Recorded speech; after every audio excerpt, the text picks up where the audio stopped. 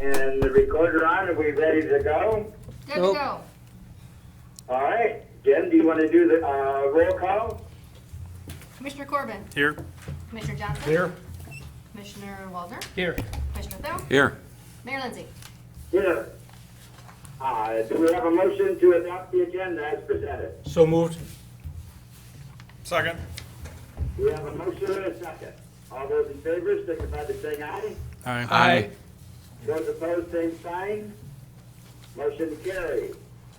Seeing no appearances, is there anything anyone wants to remove from the consent calendar? If not, do we have a motion to accept? I move to accept the consent calendar. Second. We have a motion and a second. All those in favor, signify by saying aye. Aye. Aye. Aye. Those opposed, same sign. Motion carried. Under old business, the 2015 annual report. Jen, do you want to continue with this? I will, please. Thank you. All right, as part of your packet this evening, you've got 9 pages of our 49-page annual report. We're going to reference this evening the governmental funds, balance sheet, statement of revenues, and expenditures. Page 1 is the balance sheet, a breakdown of our assets and liabilities, which are reflective of many year-end adjusting entries. I'm going to walk you through this document. Page 1, first column, is the general fund. The first line is cash and cash equivalents. Now that is a total of our liquid cash and what we call our designated reserves. Total there is $5,424,000. Moving on down, you'll see several receivables, primarily special assessments. Due from other governments is our property tax due, our sales tax due, alcoholic beverage fund, and highway bridge funds due, which total $247,000. Also there you'll see some inventory. You'll see a line item that says deposits of $99,000. That is not utility service deposits. When we say deposits, we automatically think utilities. What that is the city's vested balance in the South Dakota Public Assurance Alliance. That's the entity that provides our liability and property insurance coverages. If we look back on past annual reports, that number has been the same for many, many years. We must book that as an asset. Okay, so it's listed under deposits, got nothing to do with utility deposits. Total assets in the general fund, you'll see, is a little bit over $6 million. Second column, $522,000 cash and cash equivalents in the park fund. $44,605 in cash in the third cent fund, commonly referred to as the bed and booze tax. Community development fund, $249,000 in cash, with $355,738, about halfway down the page there, which is in your notes receivable. And those are our community development loans receivable from our friends at the LAIC and also Rosebud. That's their outstanding balances on those 2 loans. Second cent cash is $1.7 million. Continuing to move on to the right of that sheet there, the special maintenance fee, we collected $382,000 total in cash there. And then in the Jerry Maloney cash, you'll see the restricted line item about halfway down the page there. Those dollars fall into that restricted cash line item because those dollars can only be spent on Jerry Maloney project expenses. Page 2, liabilities. Very little to note here other than the dollar amounts that you'll see in the accounts payable line item.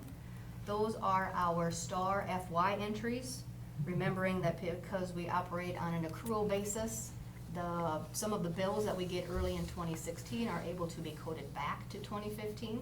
When that happens, they hit this accounts payable line item.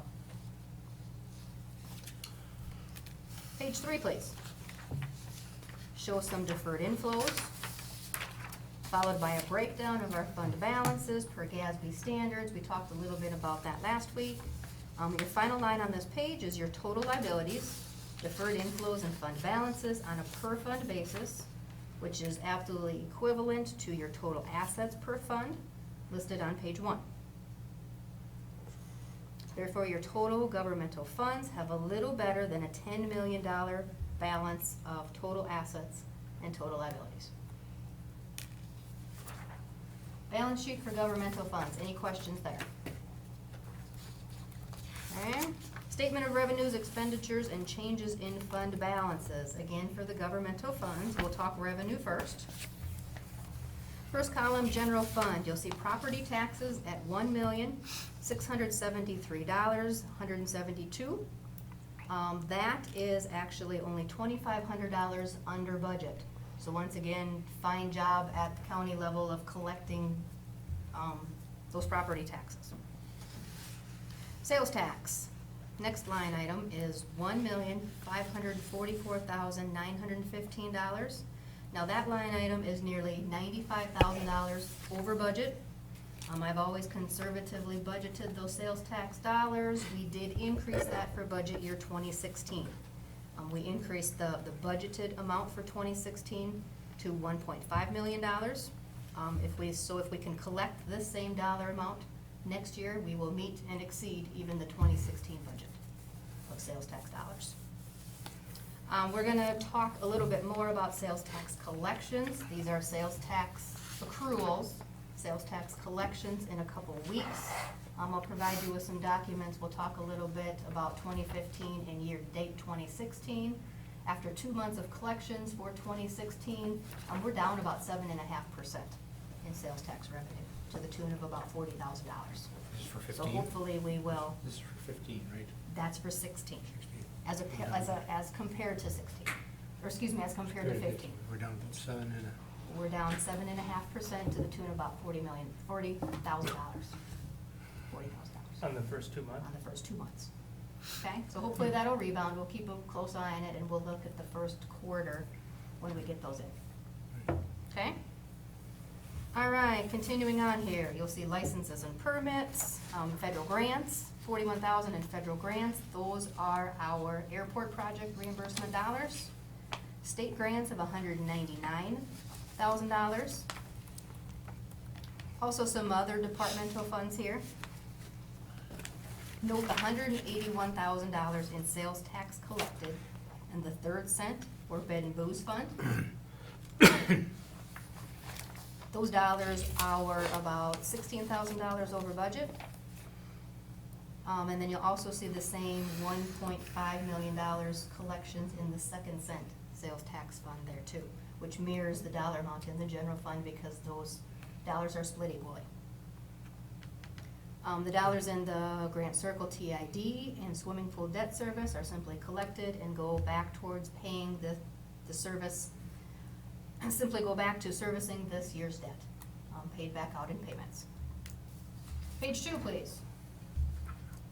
More revenue, primarily in the general fund. You'll see a breakdown of our state shared revenue, our bank franchise taxes, liquor tax reversion, motor vehicle licenses.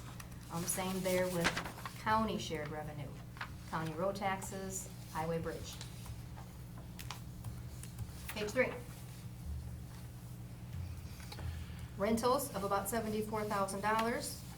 That does include the airport land, crop rental. Contributions and donations of $81,300, encompassed by the $25,000 SRO reimbursement that we get both from the Lake County and Madison Central Schools. Includes $15,000 in the library contribution that we get from Lake County, and also $10,000 from Heartland that we got for the Armory Lighting Project early in 2015, along with a few animal shelter donations. That's all lumped right there? That's all lumped right into that $81,300. Okay? Move on down to the right-hand side of the page there. Let me draw your attention to the $196 received in the special maintenance fee fund. That's what we collected for the front footage fees in 2015. With your total government fund revenue there at $6.7 million. That's revenue. The next several pages are going to be expenditures. On the bottom of that page there, you'll see the general government expenditures. Top of page 4, total public safety, If you look, the $1.2 million, I'll now go to the right-hand side of the page under the total governmental funds, the $1,236,000. That does include there in the second cent fund, $133,595, which was our Lake County 911 expense. We make biannual payments to assist with the dispatching over there. Total public works expenses, again on the far right-hand side of $1,619,000. Those not only are the departmental expenses, but they also include the second cent project expenses of some seal coating, water main improvement project on Southwest 4th Street, and also some of the STP project on Southeast 4th Street. Continuing on there, you see a little bit of health and welfare. Page 5. Culture and rec is the top section there. Conservation and development. I want to go through a few of those numbers too. The $49,765 you'll see in the general fund. That is a combination of our planning and zoning department expenses and also our annual promotions. During budget time, you'll remember allocating dollars to the Senior Citizen Center, the Madison Area Arts, and also the Smith Zimmerman Museum. The $223,000 in the third cent fund there are dollars given to the Chamber of Commerce, along with the LAIC, and also some advertising dollars.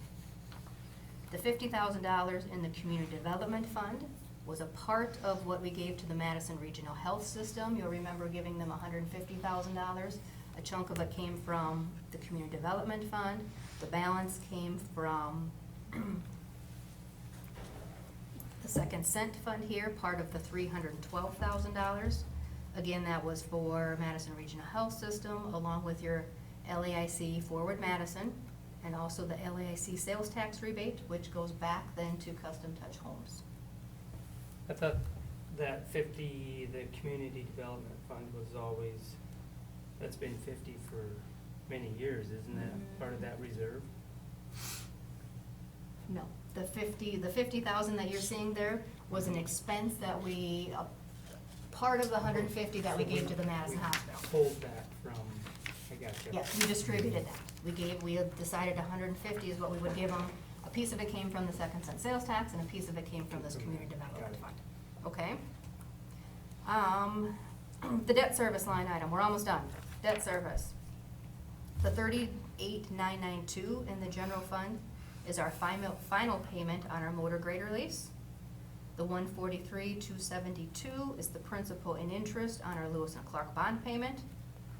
$30,000 collected and sent directly to the South Dakota Housing Authority is the dollars under the TIF fund. We collect that on an annual basis. We turn around and pay that directly back out. The bottom line on that fund on an annual basis is $0. And then the $332,625 there on principal and interest and the swimming pool bond payment under the swimming pool debt service fund. Capital outlay, about 3/4 of the way down on the far right side of your page, $807,000. That includes everything from a new patrol vehicle, sidewalks, library books, picnic tables, mowers, airport fuel system went there also, along with continuing airport improvement projects. Your total governmental funds expense is $6.3 million. You'll remember that we just said the revenue, $6.7 million. Revenue over expense. Page 6, final page. Top half of this page reflects our transfers in and out that we talk about exclusively at budget time, how we're going to fund all of these funds, which brings us to then the most important line in this 6-page document is your net change in fund balances. Note that all of those balances are positive numbers. That's what we need to see, with the exception of the Community Development Fund, which is again contributed to the $86,000 transfer. Maybe that's what you were thinking of, Mike, that $86,000 transfer that we pull from that fund to give to the community center on an annual basis. Okay? The final section of this document is a reconciliation of your beginning and ending balances, which absolutely ties out to our balance sheet. Governmental funds. questions, comments, anything I can research for you in the next week? Otherwise, next week we'll go through our enterprise fund, proprietary funds. Any questions at all? Jim did such a good job. Do we have a motion to accept? So moved. Second. We have a motion and a second. All those in favor signify by saying aye. Aye. Those opposed, same sign. Motion carried. Under new business, first reading and set a date of hearing of proposed ordinance 1582, amend appendix B zoning. Chad, you want to address that? Yes, I can. Thank you. The Planning Commission took up, there was a petition to rezone some property. There's an exhibit on your desk with a large 11 by 17 sheet. There's a crosshatched area on that. And the applicant, Mr. Brian Kern, had made an appeal to rezone that from highway business to a residential, R20. And the Planning Commission had a hearing on that, and they recommended approval of that. The next step is to bring it to the City Commission, where you will have a first and second reading. This is the first reading. The second reading, as the mayor mentioned, will be a hearing. The reason that Mr. Kern is approaching this and seeking this rezone is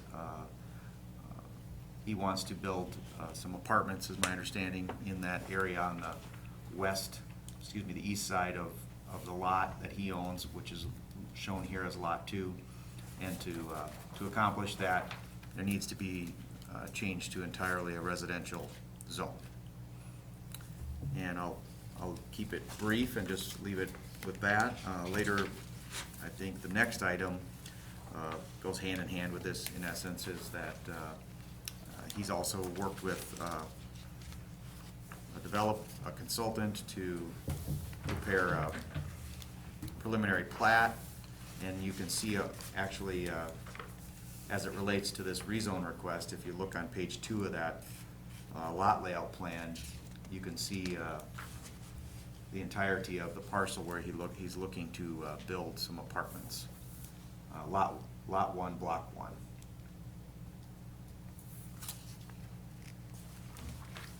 And Chad, is your microphone off to an angle because you're coming in broken up? It was. It is not anymore. Thank you. Does anyone have any further questions? Does it make sense?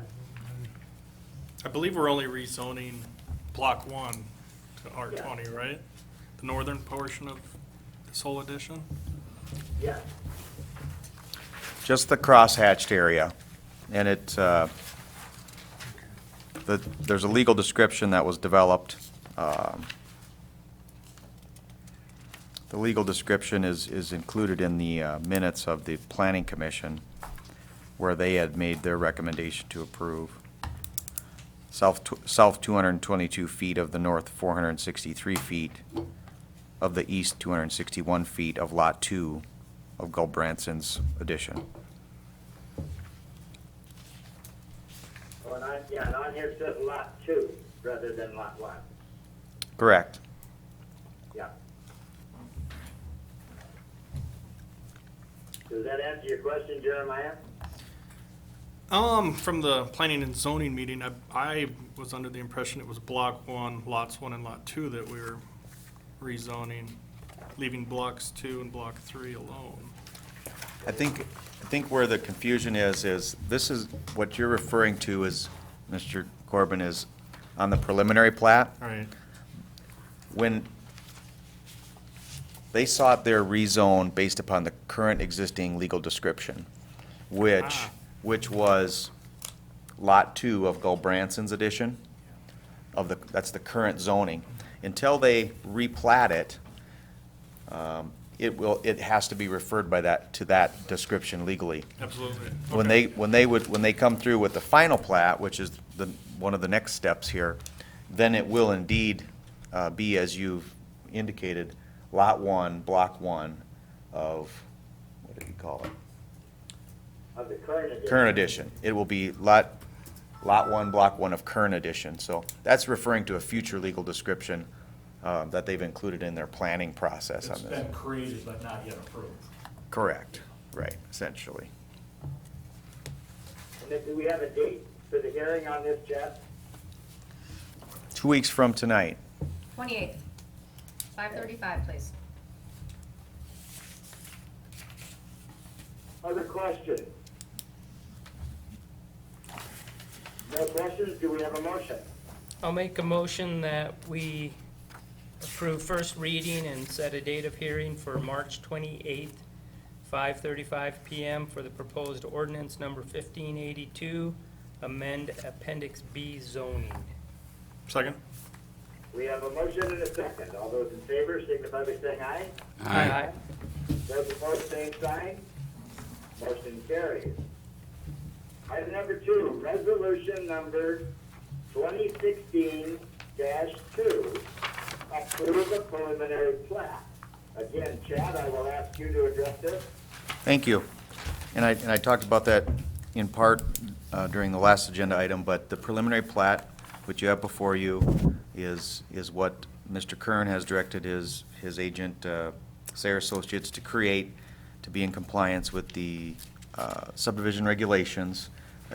It meets all the requirements included in there for the development of a preliminary plat. Shows his lot and block layout, street layout, preliminary utility and grading and drainage layout. There'll be, he submitted that, and the planning commission did approve that. I did recommend approval to them. Subsequent to this, there'll be more detailed developed by Mr. Kern's engineer, Sayer Associates, as they develop a final development plan, but that won't have to come before you. This would be the last thing that would need to come to you before the final plat, which is the document or the instrument, if you will, that creates the legal description and so on. So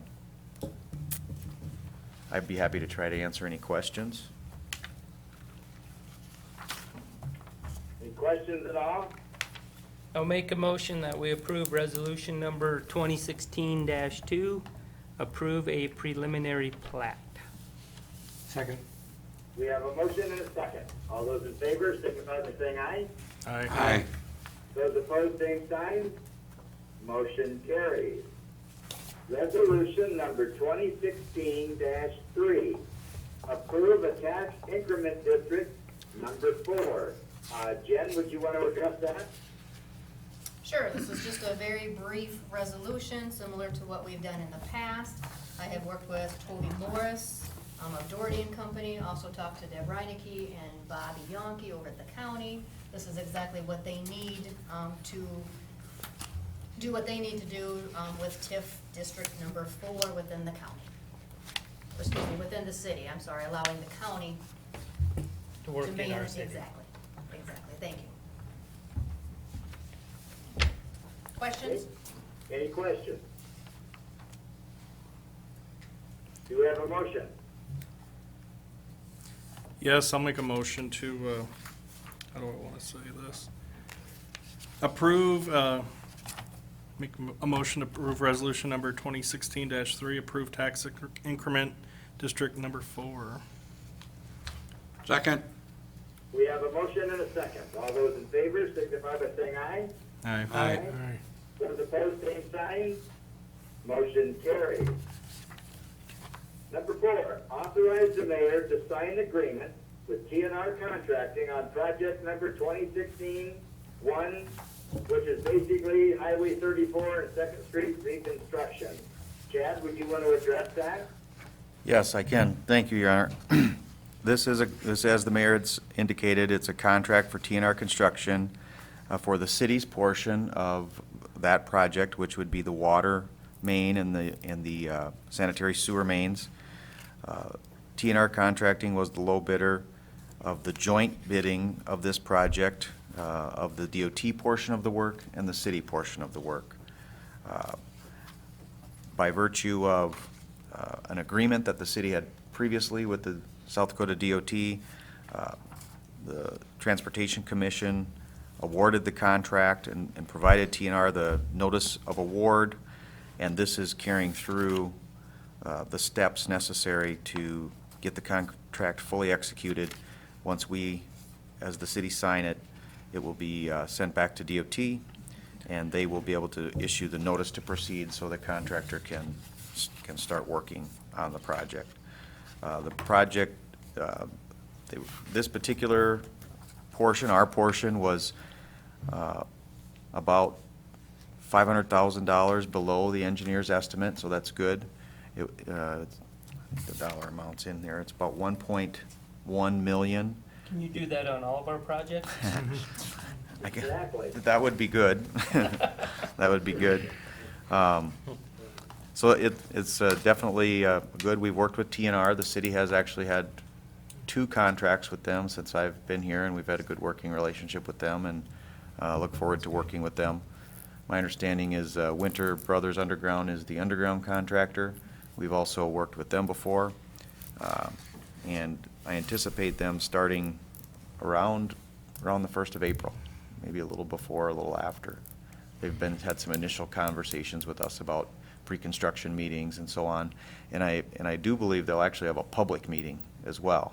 They've been talking to me about that, so the DOT is the primary driver, as you can imagine. Their project was about $7 million for the bid, and they'll have significant control of the project. And Chad, I think you addressed the next question I was gonna have, because on here it says the proposed date was March 11th, or April 11th. April 11th. And I think you had word that they may start as early as March 28th, they're in that neighborhood.